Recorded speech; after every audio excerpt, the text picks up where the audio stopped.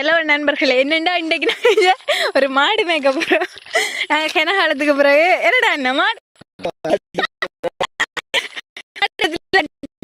எல்லாம் நேரங்கள்லானே கட்டப்படப்பட்டிருக்கு. நாங்கள் அவுக்க போகிறோம். பேக்கால் இப்போ வந்து எங்களுக்கு இல்லை இல்லையண்டு இந்த தண்ணி வந்து திறந்துருக்கணும். நாங்கள் தண்ணியை நம்பி தான் இந்த விவசாயம் செய்கிறாங்க. அப்போ இப்போ மழையை நம்பி செய்யறாது. இப்போ மழை பெய்யல் என்றதுக்காக அங்கே பக்கத்து வீட்டுக்காரர் மாடு அங்கேண்டு கேட்குறாரு போல கிடக்கு. அதில் நாங்கள் விசாரிச்சு பண்ணிக்கிறோம். இப்போ எங்கட அந்த நாயிலங்களை வரவேற்று கொண்டு போகுது. அப்போ நாங்கள் இப்போ போய் கொண்டிருக்கிறோம். உங்களை காட்டுறோம் நண்பர்களே, போகிறோங்கோ. இது வந்து அந்த குறுக்கு தெருன்னு சொல்லி வந்தானே, அந்த தெரு வழியால் சென்று கொண்டிருக்கிறோம். இப்போ நாங்கள் எங்கட மாட்டை நோக்கி செல்லுறோம். அதுக்கு முதல்ல எங்கட நாயிலங்களை விட வேகமாக போய் கொண்டிருக்குது.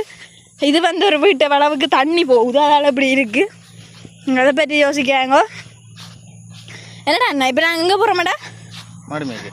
மாடு மேய்க்க இல்லை, எடுத்து வந்த மாட்டை எடுக்க போகிறோம்.